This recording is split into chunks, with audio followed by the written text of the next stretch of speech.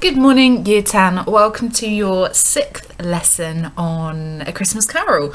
We're moving through this at a really great pace, actually, and hopefully you're finding that this is quite doable from home with the key moments that we're choosing to fixate on.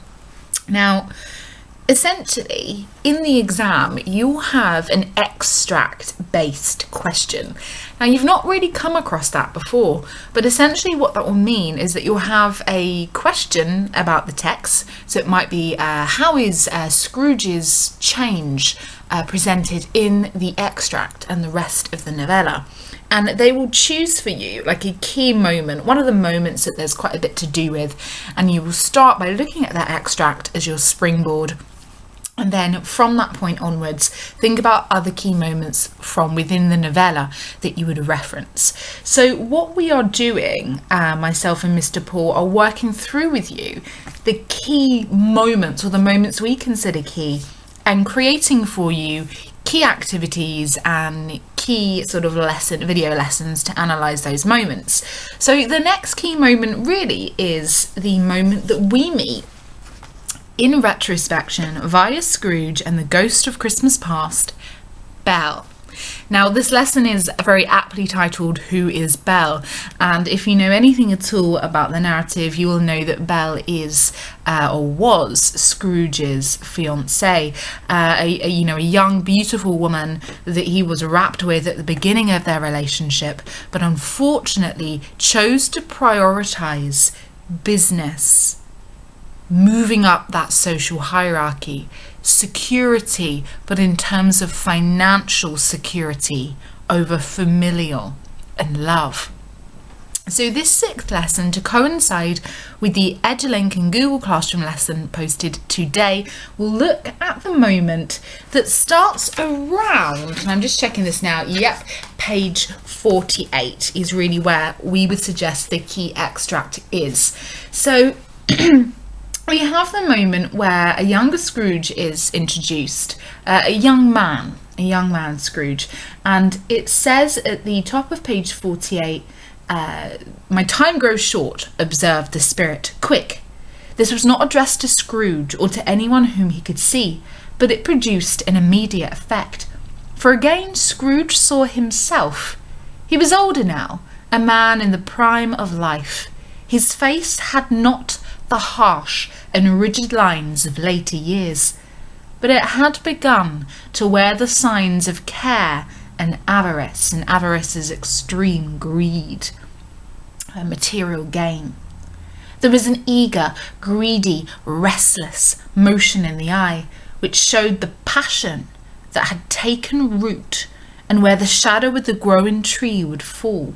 So the metaphor there is suggestive of the beginnings of his current self, the miserly Scrooge we met at the beginning of the novella.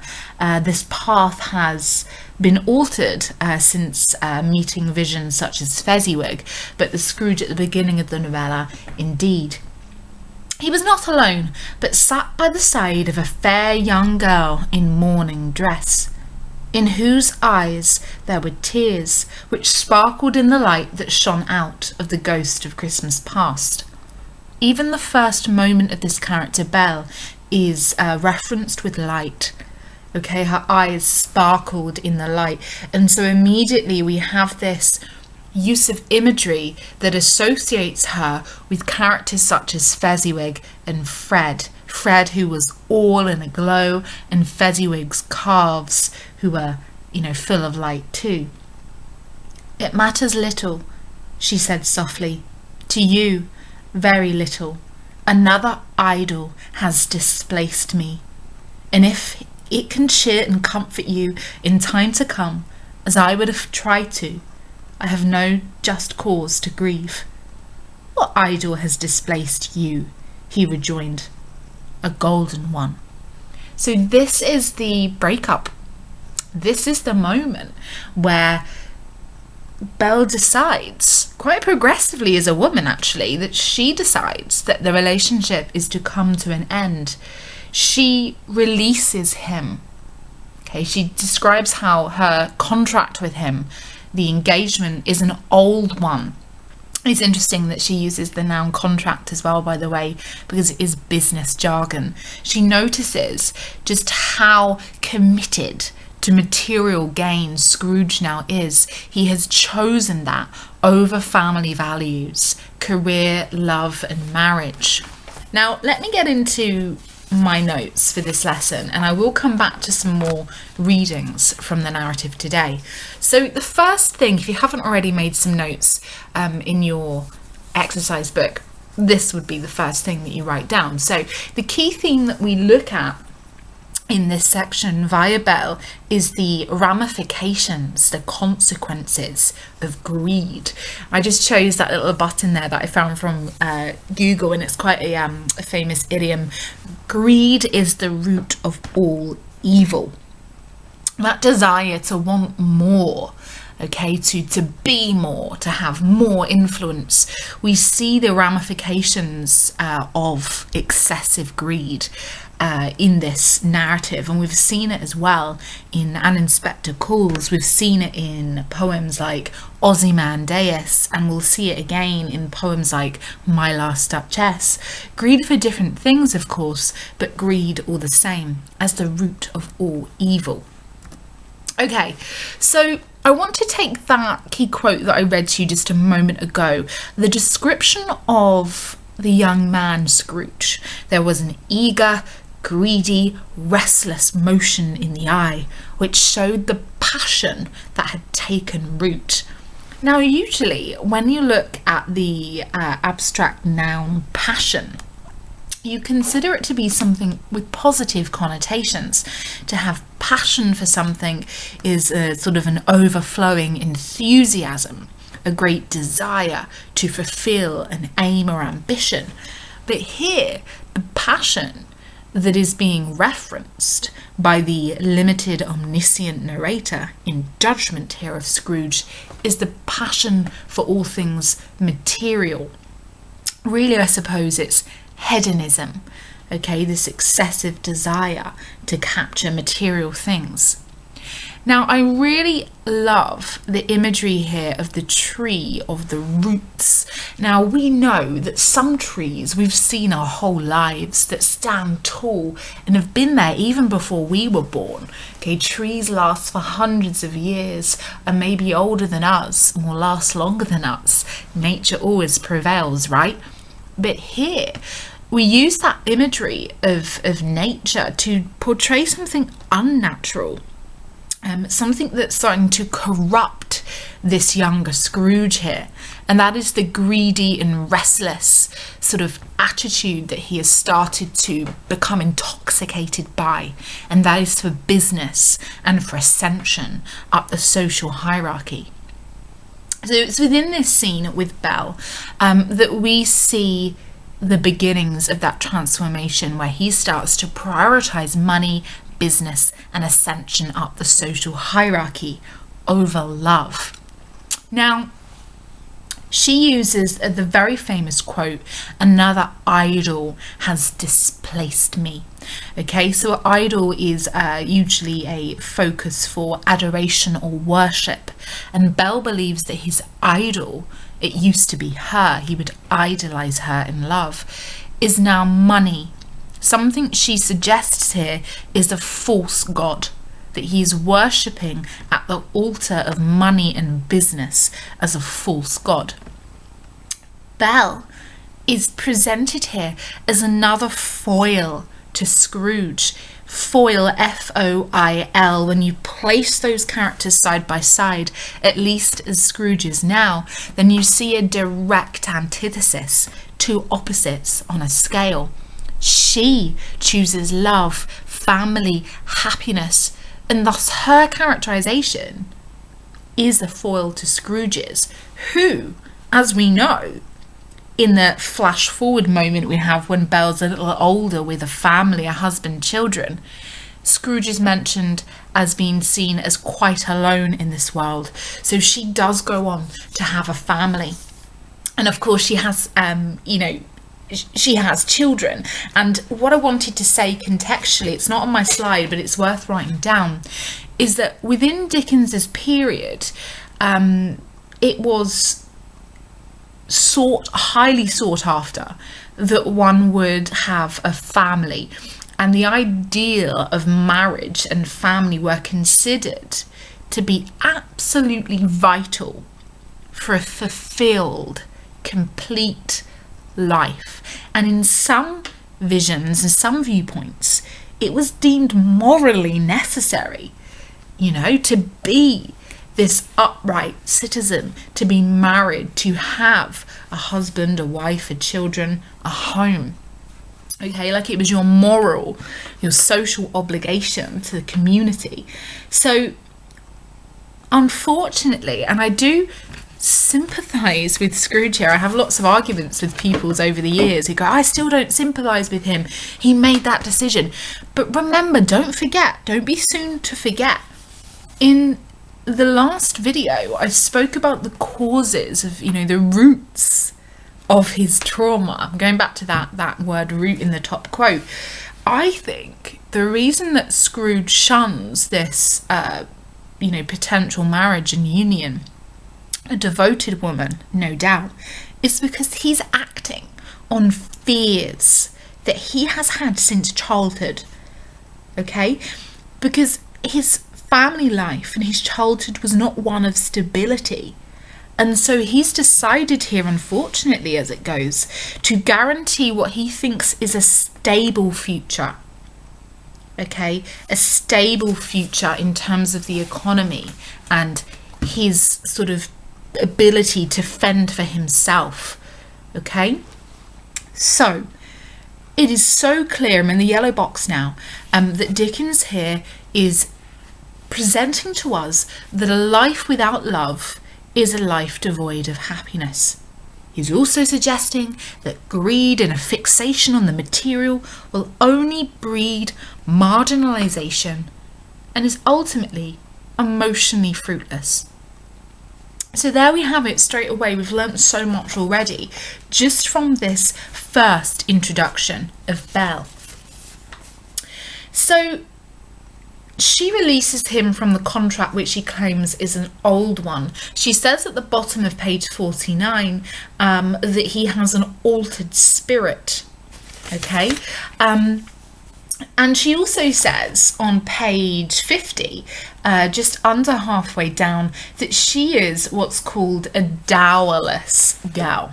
Okay, now a dowry, D-O-W-R-Y, was the transfer of parental property or money at marriage. So usually the father of the daughter would pass on a sum of money to the husband in care of the new wife. It's terrible, obviously, through a feminist lens, this commodification, this objectification of a woman that she needs taking care of, passing her on from one patriarch to another. But look how aware she is of how unsuitable she thinks she is for Scrooge now that he's so fixated on money. She is aware that she has no dowry. She's not from a wealthy family. Okay? And because he is fixated on gain, as she calls it, with a full heart for the love of him you once were, she releases him. She also, says that their sort of being fiancés was really an unprofitable dream. Again, using that financial jargon, really highlighting the lack of economic growth that she would, have for him. This moment is a really upsetting one for Scrooge. And we'll talk about why in a second. So what are we learning from this scene? Why is it so important? Number one, Scrooge had indeed experienced love. So he's not devoid of that experience. He had experienced it, but he chose actively to choose money. I've said choose twice. You know what I mean, okay? And Belle uses this lexical field, see it in red, gain, dowerless, unprofitable, to show us how hyper aware she is of that choice he's made. Number two, we learn Scrooge learns the implications of his earlier decisions, okay? This is such a key lesson for Scrooge in the present tense, watching on. That's why I've chosen this picture here, so you can see him literally watching on in this memory. This is so insightful for him because he learns here cause and effect. So the cause of his current state and what it created in him now. Now, when he sees that Belle has moved on, okay, and he sees the uproarious, mother and daughter scene where they're laughing heartily. This is Belle with her children. He sees the joy, the gratitude, and the ecstasy of the scene, and he watches attentively on. When he hears them reference Scrooge and how he's quite alone in this world, he becomes deeply upset, and he says, "Spirit," this is the top of page 54, said Scrooge in a broken voice, "remove me from this place." "Remove me," Scrooge exclaimed. "I cannot bear it." So we know that Scrooge in this moment, at the end of this stave here, stave 2, he's still hurting from the loss of Belle, and thus suggestive that he may well have regretted his decision. Okay, these once again are moments that catalyze, that influence and heighten his change. So 3 key moments here already of why this is such a key scene, one that could come up in the exam, so is worth knowing well. So I wanted to drop in a last slide here that summarises why Belle is so important, and at the top I did some research a while ago on this, and I wanted to look at her name as a starting point. You can look at the connotations of so many of the different names, but Belle is derivative of Isabella, okay, and then when you look up the Latin form of that, of Elizabeth, you get "God is my oath." Now, I thought it would be interesting to briefly look at the connotations in reference to her name. There's no mistake here that she would be called Belle because of its, the links in its chain of connotations. And when we get to "God is my oath," what is an oath? An oath is something you give when you dedicate yourself to something entirely, when you recognise its great significance and importance. And I think Belle represents that kind of oath-like energy. She dedicates herself to love, to family, to purpose outside of the material. And so Belle is this dedicated life to love and family that Scrooge failed to embrace. Okay, so she believes in oaths of love and care, compassion, and family, and the only oath that Scrooge has is not a godly one. It's money, business, and the material world. So I just thought that was really interesting in terms of a grade 8-9 sort of moment. So when she's first introduced, she's described as a fair young girl in mourning dress, and her eyes sparkled in the light. So I mentioned this once before, but it's nice and clear here for you now. There is an undoubted choice of light imagery here. The connection to Fezziwig and Fred is clear to me.